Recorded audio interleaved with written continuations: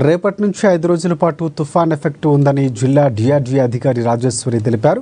ఈ మేరకు ఎంపీడీఓ కార్యాలయంలో ఎంపీడీఓ మల్లేశ్వరి ఆధ్వర్యంలో మండల అధికారులతో కలిసి సమీక్షా సమావేశం నిర్వహించారు. తుఫాను వల్ల ఏ ప్రాంతాలు ప్రభావానికి గురవుతాయో ఆయా ప్రాంతాలు ముందస్తుగా గుర్తించి సహాయక చర్యలపై ప్రత్యేకంగా చర్యలు తీసుకుంటున్నామని తెలిపారు.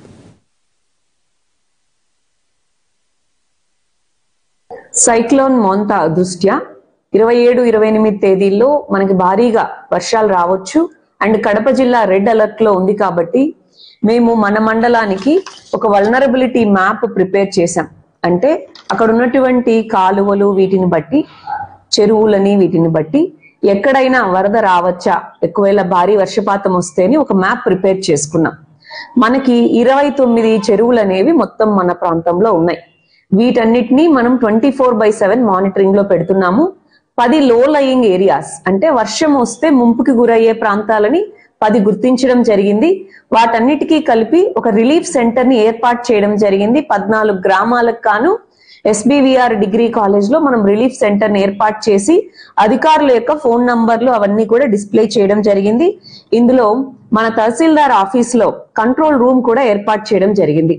ఏ విధంగా ప్రిపేర్డ్ గా ఉండాలి, తర్వాత ప్రతి ఒక్క డిపార్ట్మెంట్ కి సంబంధించి ఆ డిపార్ట్మెంట్ వైజ్ చర్యలు ఏం తీసుకోవాలి, ఎలాగా మనము అన్ని ప్రిపేర్డ్ గా ఉండాలి, తర్వాత ఈ తుఫాన్ ని ఎలాగ ఓవర్కమ్ చేయాలి అని చెప్పి మనం ఇప్పుడు కోఆర్డినేషన్ మీటింగ్ పెట్టుకోవడం జరిగింది. యాక్చువల్లీ ఇన్స్ట్రక్షన్స్ మనకి 25th నుంచే వెదర్ రిపోర్ట్ ద్వారా మనకి ఒక మోంతా సైక్లోన్ అనేది త్రూ బే ఆఫ్ బెంగాల్ మనకి టిల్ 29th ఆ ఎఫెక్ట్ ఉంది. గతంలో 2020లో మనకు నివార్ తుఫాన్ ఒక పెద్ద ఎఫెక్ట్ కడప జిల్లాకి వచ్చింది. అప్పుడు ఒక 11 మంది క్యాజువాలిటీస్ కూడా జరుగున్నాయి.